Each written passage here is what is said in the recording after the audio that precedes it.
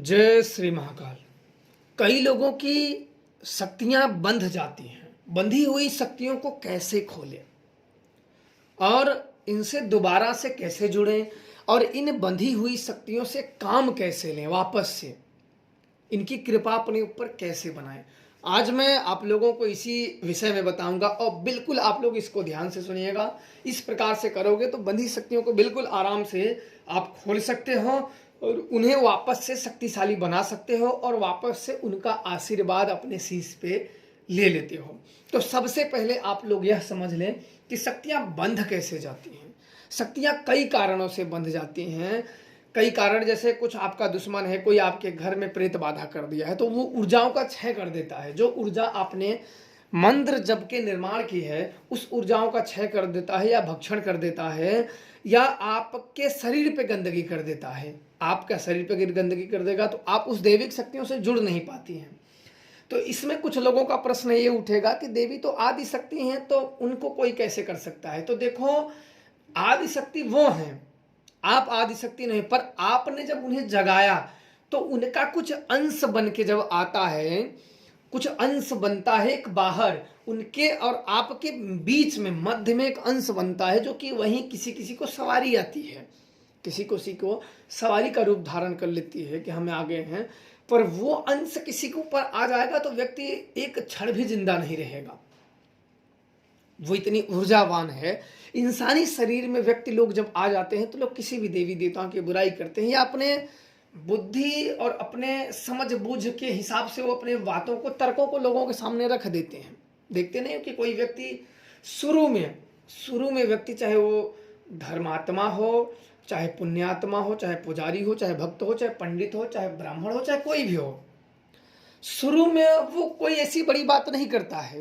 कोई भी चाहे धर्म हो, चाहे अपना भी धर्म हो, जैसे सनातन धर्म हो या अन्य कोई धर्म हो, वो किसी की बात नहीं करता। शुरू में कहीं भी किसी की बात नहीं करता है। और इस क्यों? क्योंकि देखो, इस बात में यम का बहुत बड़ा रोल होता है। शुरू में वो कोई भी बात नहीं, आप भी अगर आज हो, कल को अगर बहुत उछाल कर दिया, बहुत ऊंचा नाम हो गया तो आज अभी किसी को कुछ नहीं करोगे। जब ऊंचा नाम होगा तो व्यक्ति का भ्रम उसके अंदर फैल जाता है। तब वो क्या होता है कि जो वेद है, जो शास्त्र है, उसको छोड़ के तीसरा अपने मन से वो बना लेता है और वो तीसरा अपने ज्ञान देने लगता है। आज देखो, कोई भी व्यक्ति ज्ञान देता है तो उसमें तीसरा अपने तरीके से वो समझाने का प्रयास करने लगता है। तो वो जो सत्य वाला ज्ञान है ना, कहीं कहीं से वो मार्ग भटक के फिर वापस भटक के वापस वो आने लगता है। तब जब व्यक्ति वो फंसने लगता है, क्योंकि व्यक्ति सदैव किसी में छेड़छाड़ करने का मतलब होता है कि अपने ऊपर वो कलंक ले लेना। व्यक्ति जब फंसने लगता है तो किसी न किसी को वो आगे कर देता है। तब तक वो इतना चतुर हो जाता है, इतना होशियार हो जाता है कि भेड़ बकरियों को तो आगे कर ही सकता है वो। तो इस बात का ध्यान रखें कि सदैव ज्ञानी हो या उच्च लोगों में अगर प्रतिष्ठावान भी हो जाओ, कई लोगों को अगर आपके ज्ञान का अनुसरण करने लगे तो अपनी चीजें बिल्कुल नहीं दिया जाता है, अपने तर्क के आधार पर कुछ नहीं पेश किया जाता है। जो हो वो ईश्वरी वाणी या वेद या शास्त्र वही कहे जाए। अपने चीज को रखने से क्या होता है कि एक अलग दिशा चल देती है, एक अलग भटकाव निकल लेता है। तो बाद में फिर जो सुनने वाले होते हैं तो भटक ही जाते हैं, जो ना सुनने वाले उसमें अच्छे बुराई फिर युद्ध होने लगता है, फिर वो चीज वही कहें जो ठीक है। अब ये बंधी शक्तियों की बात करते हैं। बंधी शक्तियों को अगर खोलना है तो सर्वप्रथम जिस भी शक्तियों की आप पूजा करते हो, जिस भी शक्तियों की आप पूजा करते हो, ध्यान से सुन लेना, उस शक्तियों का आप एक बार खीर बनाएं और जिस मंत्रों से साधे हो या जिस भाव से पूजा से साधे हो, आप आराम से सुबह उठें, स्नान करें, स्नान करने के बाद नए वस्त्र पहने और इसके बाद किसी पहाड़ पे चले जाएं, ऊंचे शिखर पे चले जाएं। ये बिल्कुल आपको बंधी हुई शक्तियों को खोलने का बिल्कुल अचूक प्रयोग है।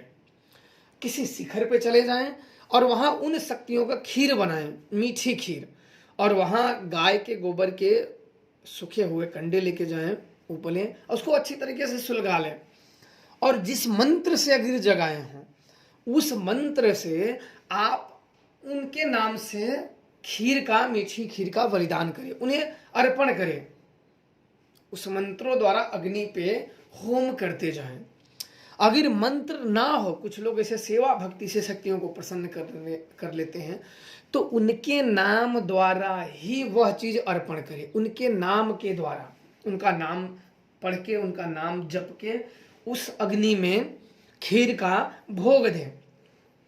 और यह क्रिया कम से कम, थोड़े थोड़े आग ऊपर इतने लेके जाएं कि कम से कम 2 घंटे आपका हवन पूरा हो जाए। सूर्य उदय से पहले आपका कुछ समय, जैसे लालिमा आ जाती है भगवान सूर्य देव की, तो उगने से पहले आप हवन शुरू कर दो और इसके बाद उगने तक, उग जाए पूरा, 2 घंटे तक हवन करें। इसके बाद शाम को भी यह क्रिया करें, संध्या के समय सूर्य उगने तक करें। जब सूर्य डूबने लगे, सूर्य डूबने से और रात तक 2 घंटे करना है। फिर आपको संध्या के समय वही मंत्र या वही इष्ट का ध्यान करके सो जाएंगे। आपको उसी रात वो स्वप्न में आपको साध लेंगे संपर्क। अगले दिन से आप पूजा भक्ति शुरू कर दोगे और वह मार्ग धीरे धीरे आपका प्रशस्त होना चला शुरू हो जाएगा और आपको आगे का मार्गदर्शक मिलना शुरू हो जाएगा। ये ज़्यादातर साधु संत लोग करते हैं। मुझे एक संत ने बताया था यह प्रयोग, और मैंने कई लोगों को, क्योंकि मेरी शक्तियाँ तो बंधी नहीं, कभी ऐसा मेरे साथ हुआ नहीं, क्योंकि जो वचनबद्ध शक्तियाँ होती हैं वो अपने वचन का, जैसे कोई शक्तियाँ होगा कि जरूरत पे आने का वचन है, तो वो क्या, उनका तो वचन है, वो तो आ ही जाएंगी। उनको बांधने का क्या मतलब, आप बांध भी दोगे, उनका तो वचन है। जब तक आप उनसे शेर हो तो सवा शेर आप ना हो। महाकाली अगर हैं तो उनसे भी जो शक्तिशाली ना हो तब तक आप उन्हें कैसे रोक सकते हो। तो वही होता है कि वचनबद्ध शक्तियाँ और एक पूजित शक्तियों में बड़ा अंतर होता है। और खासकर जानकारी आपको होनी चाहिए कि कई कैटेगरी से शक्तियाँ रुकती हैं, तो वो खोलने का मार्ग क्या होता है। तो मुझे एक संत ने बताया था, तो मैंने कई लोगों को मैं अपने मार्गदर्शन में कराया कि चलो कई लोगों को लाभ होते हैं। तो शुरू में मैंने कई लोगों को करा, तो जिसको मैंने करा उसको वो लाभ हुआ। गुप्त है पर इसके लाभ होते हैं। तो आप भी अपने जीवन में करें। और बंधी हुई शक्तियाँ जो सब थक हार चुके हो, कि आप परेशान हो चुके हैं कि अब शक्तियाँ कैसे खुले, कहाँ जाएं, किधर करें, तो कई प्रकार से खुलती है। तो उसमें यह एक प्रयोग भी बहुत अचूक है। आप इसे करके आजमा के बिल्कुल देख सकते हो। तो खुश रहें, प्रसन्न रहें। जय श्री महाकाल।